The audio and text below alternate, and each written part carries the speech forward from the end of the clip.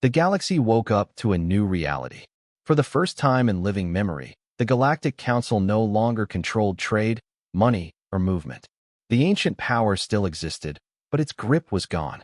News spread fast, faster than any fleet ever could. At first, no one believed it. How can the Council fall without a war? Where are the battles? Where are the ruins? There were none. That scared the galaxy more than destruction ever could. On dozens of worlds, leaders gathered in emergency meetings. Some celebrated. Others panicked. Many simply waited, unsure what humanity would do next. They expected punishment. They expected domination. They expected a new empire. What they saw instead was something very different. Human trade authorities sent simple messages. Trade routes are open. Fees are reduced. Local control is respected. No world will be forced to join anything. Confusion followed. An alien governor on a heavy-gravity world stared at the message again and again. "They're not demanding loyalty," he said. "They're not even asking for it," his advisor replied. Across the galaxy, human-managed systems began working smoothly. Ships arrived on time. Goods flowed freely. Old shortages ended. Prices stabilized. Worlds that had lived under constant pressure felt something new. Breathing room. On a farming planet once crushed by council taxes, fields expanded for the first time in centuries. Farmers kept more of what they grew. Families planned for the future instead of survival. On a mining moon, workers reopened tunnels abandoned long ago. Human engineers helped reinforce them, sharing techniques freely. Production rose, and profits stayed local. Slowly, fear turned into cautious hope. Still, not everyone trusted humanity. Some worlds remembered past conquerors. Some feared humans were simply patient predators. "They are waiting," one alien warlord said. "They will strike when we depend on them." But the strike never came. Humans did not seize governments. They did not replace cultures. They did not force laws. They offered options. Join the new trade network, or don't. Use human banking, or keep your own. Accept help, or refuse it. For many worlds, the choice was easy. The old system had taken everything. The new one asked only fairness. The Galactic Council watched in silence. Counselors still met in the ancient chamber, but their voices no longer shaped the galaxy. They debated philosophy now, not power. Some felt relief. Others felt deep shame. The elder counselor spoke quietly one session. "We ruled through fear," he said. "They rule through trust." Some counselors hated that truth. Others admired it. Rumors spread that humanity was weak because it did not dominate. Pirate groups tested the new order. Small raids struck trade lanes. The response was fast and precise. Human security fleets did not punish worlds. They hunted criminals. They coordinated with local forces. Pirates were captured, not erased. Justice was clear and limited. Confidence grew. World by world, alliances formed, not under one flag, but under shared rules. No hidden fees. No endless debt. No silent control. The galaxy began to talk again. Cultures shared knowledge. Scientists met freely. Old enemies traded side by side. The shock slowly faded. In its place grew something fragile and powerful. Trust. On Earth, Elena Ward watched the reports. "It's working," Ravi said, almost in disbelief. "It's fragile," Elena replied. "That means we protect it." Human leaders refused calls to declare an empire. "We didn't free the galaxy to rule it," Elena said. "We freed it to function." The greatest change came quietly. Worlds once labeled minor by the Council began to rise. Innovation spread from places long ignored. The galaxy became louder, more creative, more unpredictable, and stronger. The Council's old fear-based order had kept stability, but killed growth. Humanity had done the opposite. Some counselors feared the future. "This chaos will destroy everything," one warned. The elder shook his head. "No," he said. "It will create something we never allowed." Outside the chamber, stars burned the same as always. But the galaxy beneath them was no longer frozen in ancient rules. It was alive. And for the first time, it belonged to everyone, not just those who claimed power first. Humanity had not taken the throne. They had removed it. And the galaxy was still standing. The Galactic Council finally understood. This was not a delay. This was not confusion. This was not fear. This was a war. But it was not a war of ships and fire. There were no fleets gathering at borders. No weapons locked on targets. No worlds burned. It was worse. It was a silent war. Across council space, numbers began to fail. Trade reports arrived late, or not at all. Revenue lines fell instead of rising. Old systems, built to handle slow change, could not keep up with what was happening. Council members argued in private chambers. "They are stealing our trade," one said. "They are obeying the law," another replied. "Then change the law. If we do, our members will rebel." The council chose force without weapons. They raised tariffs on all human-linked goods. They blocked human ships from major lanes. They froze accounts connected to human banks. For the first time, the council openly acted against the species. The response was immediate and calm. Human traders did not protest. They did not threaten. They simply stopped using council systems.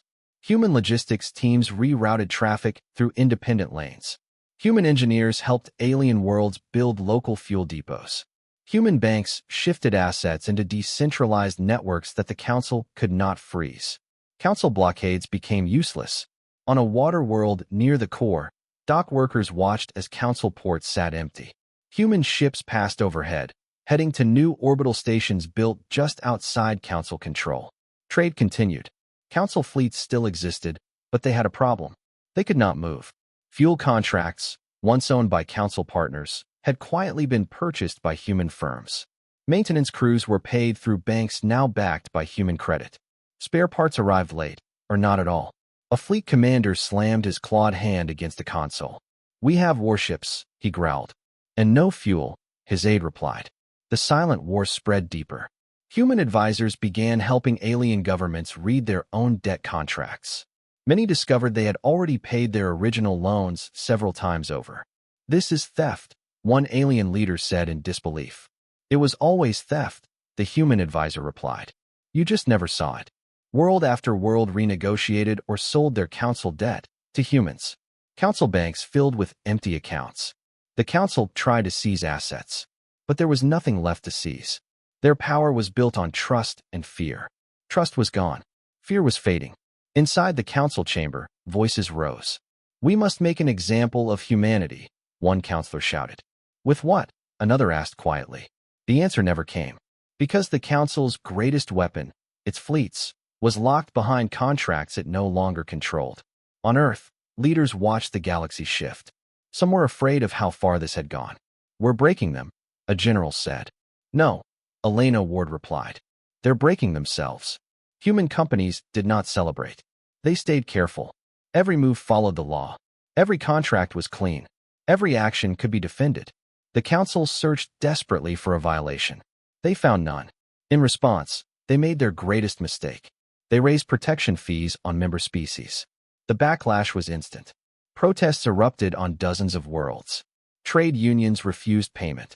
Local governments declared emergency independence from council enforcement. Human mediators stepped in, not as rulers, but as partners. They helped worlds build new trade systems. They trained local analysts. They shared software and planning models. The council watched its empire shrink without a single battle. At last, the elder counselor spoke to the chamber. "We can no longer control the flow," he said. "We can only choose how we fall." A message was sent, not to Earth, to all council members. Emergency negotiations were requested. The council did not ask for surrender. They asked for help. Across the galaxy, humans received the signal. It was short, formal, desperate. For the first time in 10,000 years, the Galactic Council admitted weakness. And the silent war reached its turning point. Because humans were about to do something no one expected. They were going to make an offer. One the council could not refuse. And one that would change the galaxy forever. The Galactic Council waited.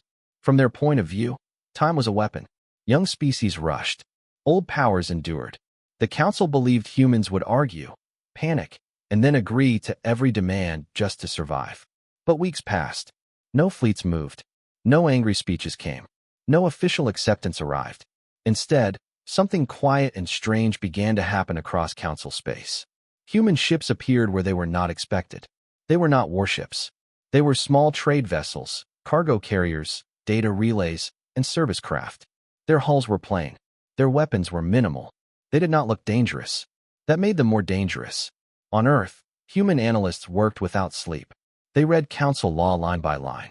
Every tax rule, every trade clause, Every protection fee. Most alien species never read the full documents.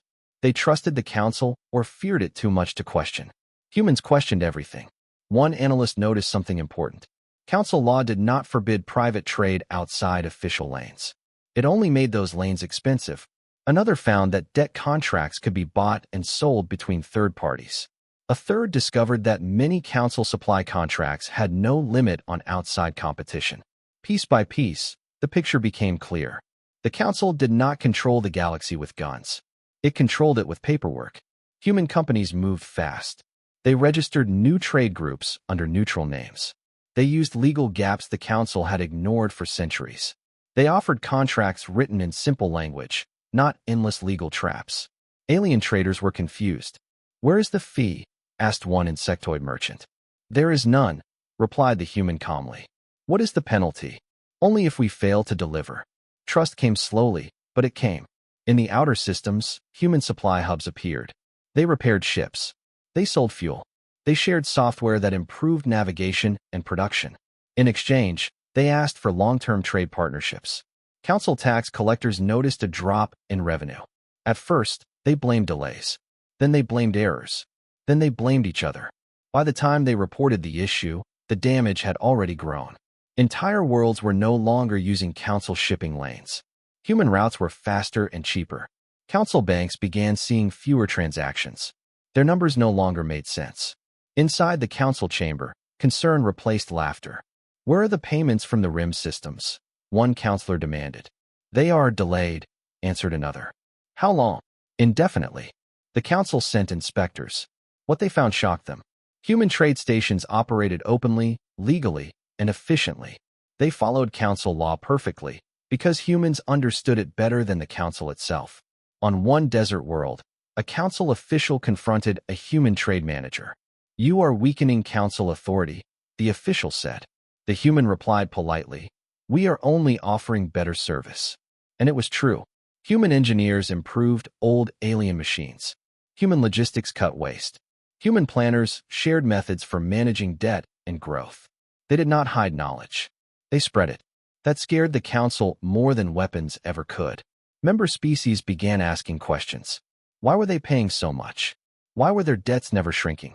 Why did humans seem to prosper under the same laws that crushed others? The council issued new rules.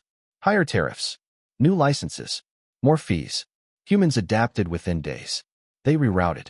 They refiled. They restructured. Every move the council made revealed another weakness. On Earth, Elena Ward watched the data flow in. Trade graphs rose. Council revenue fell. Dependency shifted. "They're reacting," Ravi said. "Not planning." "That's because they've never had to," Elena replied. As human influence spread, something else changed. Alien worlds started talking to each other, without the council. Human networks connected systems that had been isolated for centuries. Information moved freely. Cooperation replaced fear. The council's greatest strength, control of communication, began to crack. A council emergency session was called. For the first time in history, panic entered the chamber. "They are not soldiers," one counselor said. "They are merchants." "Worse," another replied.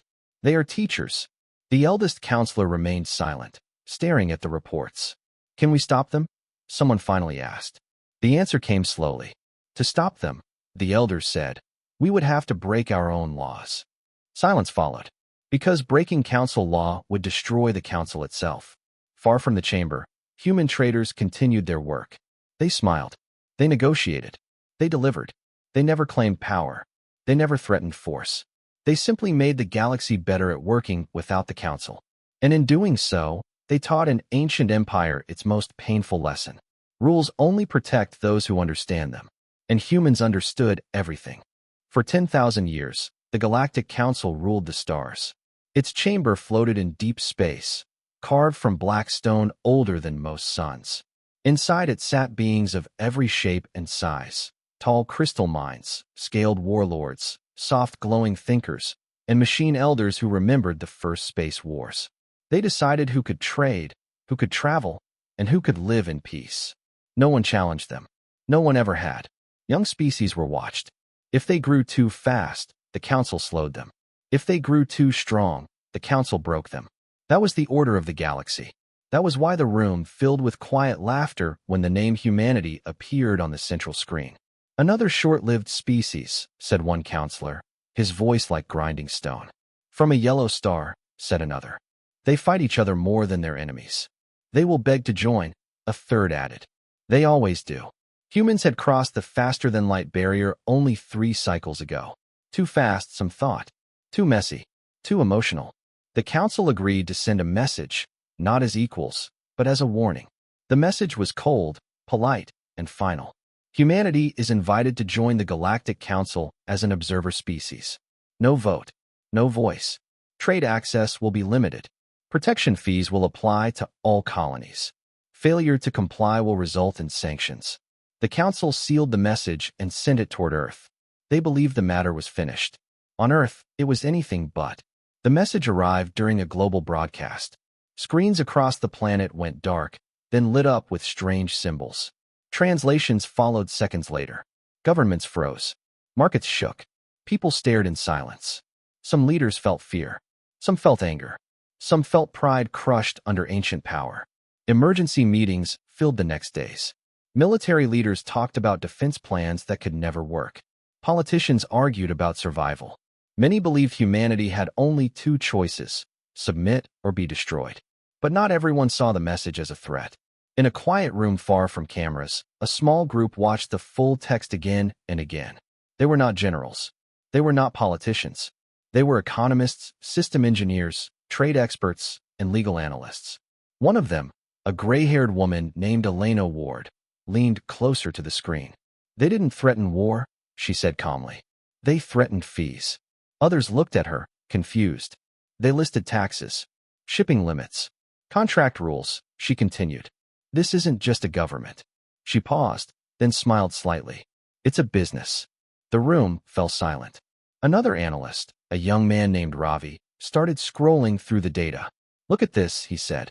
Council currency controls all major trade lanes.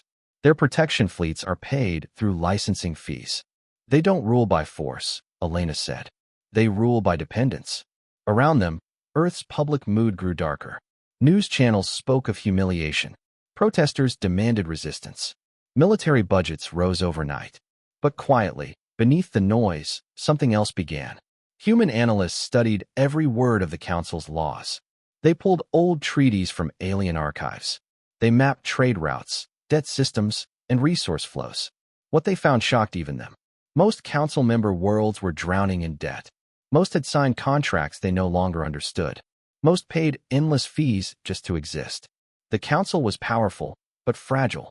While diplomats prepared a formal response, human traders moved first.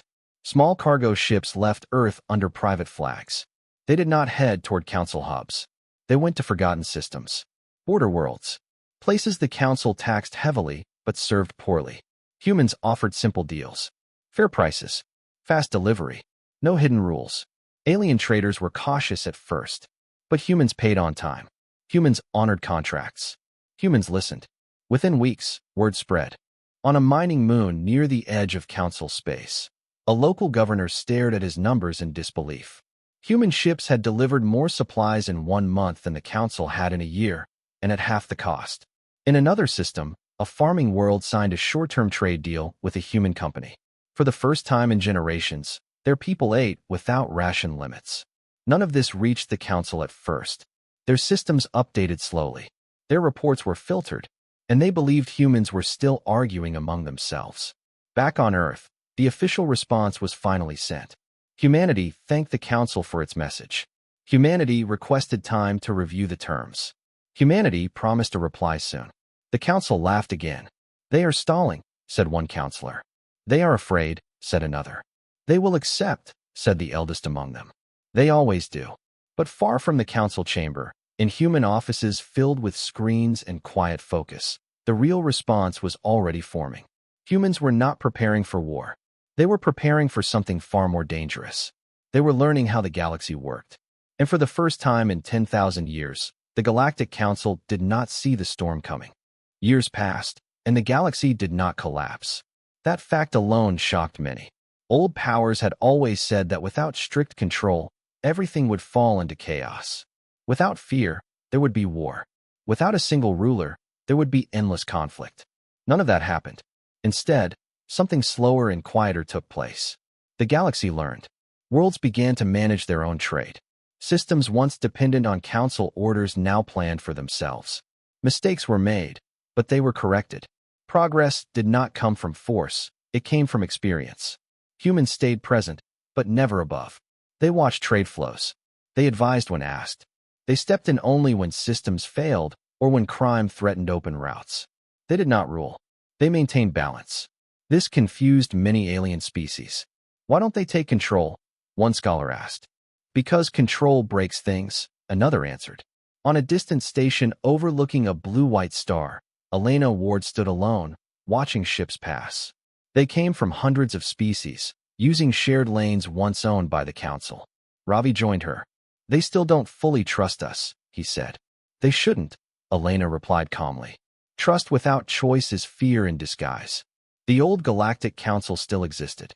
Its chamber was quieter now, smaller, but it had found a new role. Instead of command, it served as a place of memory. Counselors told stories of past mistakes. They warned young civilizations about the cost of hidden control. The elder counselor, now near the end of his long life, spoke during one final gathering. We thought power meant obedience, he said. Humans showed us it means responsibility. Some counselors bowed their heads. Elsewhere, threats still appeared. A militant species tried to rebuild an empire. A corporate group attempted to exploit weak worlds. Each time, the galaxy responded together. Not because humans ordered it, because systems had learned how to cooperate. Human networks allowed fast coordination. Shared rules made action clear. There was no single leader to overthrow. Power was spread. That made it hard to break. A human commander once asked Elena, "What if they turn on us?" She answered simply, "Then we failed to teach them well enough." Humanity's reputation changed. They were no longer the new species. They were not conquerors. They were not saviors. They were something stranger. They were problem solvers. Stories spread across the stars. How did humans defeat the council? They didn't. Then how did they win? They understood the system. Young civilizations studied human history. They saw the wars, the mistakes, the near extinctions. They realized humans had learned their lessons the hard way. Human strength was not unity. It was adaptation. In the old council chamber, now a shared hall, a human observer sat quietly as new species spoke freely. No one feared the room anymore. The observer recorded a simple note. Power that cannot change will always break. The galaxy moved forward. Trade expanded beyond known space. Exploration surged. New alliances formed and dissolved naturally. Conflict still existed, but it was smaller, limited, and reparable. Fear was no longer the foundation. Choice was. On Earth, children learned about the Galactic Council in history lessons. Not as enemies, but as a warning. Teachers explained how systems can trap even the powerful. The lesson was clear. Never worship power. Understand it. The elder counselor passed away not long after. His final message was shared across the galaxy. We ruled for 10,000 years, it said. Humans ruled for none, and changed everything. Elena watched the stars one last time before retiring from public life. Humanity no longer needed figures like her. The system could now stand on its own. That was the true victory. Humanity did not conquer the galaxy. They did not dominate it. They did not destroy its past. They outgrew it. And in doing so, they taught the galaxy a truth that would echo for ages. The strongest species is not the one with the biggest fleets. It is the one that understands how power really works and knows when to let it go. The Galactic Council chamber had never felt so small. For 10,000 years, it had been a place of power. Every word spoken there shaped the fate of stars. Now, the air was heavy with fear and shame. Counselors avoided each other's eyes. Data screens showed the truth they could no longer deny. Trade routes broken. Banks empty. Member worlds refusing payment. And at the center of it all, one name kept appearing. Humanity. When the human delegation arrived, there were no warships. No threats.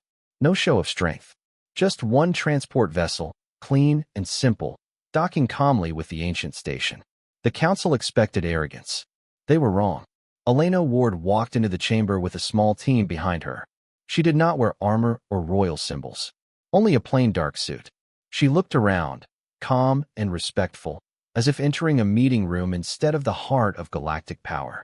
The elder counselor spoke first. "You have weakened the council," he said, his voice tired. "We have followed your laws," Elena replied gently. Murmurs spread across the chamber. "You have turned our members against us." "They made their own choices," she said. Silence followed. For the first time, the council realized something painful. Humans were not here to beg, and they were not here to boast. They were here to negotiate. The elder counselor leaned forward. "What do you want?" he asked. Many expected demands. Seats. Votes. Control. Elena surprised them all. "We want stability," she said. "For the galaxy." The counselors exchanged confused looks. "You already control trade," one said sharply. "We manage trade," Elena corrected. "You control debt." She activated a display. Data filled the chamber. Council debts. Infrastructure decay. Fleet maintenance failures. Broken systems hidden under centuries of tradition. "You built something powerful," Elena said. "But it is no longer sustainable." The elder counselor's voice dropped. "Speak your offer." Elena took a breath. "Human institutions will purchase council debt," she said. Murmurs turned into shock. "We will take responsibility for trade infrastructure," she continued. More unrest. "And we will manage shipping lanes, banking systems, and enforcement logistics." Outrage exploded. "You would own the council?" one counselor shouted. "No," Elena replied calmly. "You would remain." That stopped them. She continued. "The council will continue to exist as a neutral body, a symbol, a meeting place, but it will no longer control trade, debt, or enforcement." "And in return?" the elder asked quietly. "In return," Elena said, "the galaxy survives without collapse." The council recessed. Behind closed doors, chaos ruled. Some demanded war, even without fuel. Others wanted surrender. Many feared extinction. But all saw the same truth. They had already lost. Their systems were empty. Their fleets idle. Their authority ignored. If they refused, the council would crumble slowly and painfully. If they accepted, it would live, changed, but alive. The vote was not unanimous. But it passed. When the council returned, the elder spoke with a voice heavy with age. "The council accepts." Across the galaxy, systems reacted instantly. Human banks absorbed council debt, stabilizing currencies overnight. Trade lanes reopened under new management. Supply chains flowed again. There was no collapse. There was relief. The council chamber changed. Human observers now sat quietly in the background. They did not command. They advised. Systems once controlled by fear were now guided by efficiency. The council tried to regain influence. They failed. Every decision required approval from the new trade authority. Every enforcement action needed funding the council no longer owned. They were still honored, but they were no longer feared. On Earth, some questioned the choice. "Why not finish them?" one leader asked. "Because fear creates enemies," Elena replied. "Stability creates partners." Alien worlds watched closely. They expected humans to become tyrants. Instead, humans lowered fees, simplified laws, removed traps hidden in old contracts. Worlds that had been crushed by debt began to grow again. Trust spread. The council remained, but as a shadow of what it once was. A symbol of the past. And a warning. In the quiet chamber, the elder counselor watched humans move through systems he once ruled. "You did not conquer us," he said to Elena. She nodded. "We didn't need to." The galaxy had changed. Not with fire, not with blood, but with understanding. And humanity had just proven something terrifying and beautiful at the same time. Power does not always belong to the strongest. Sometimes, it belongs to the ones who read the fine print and know when to use it.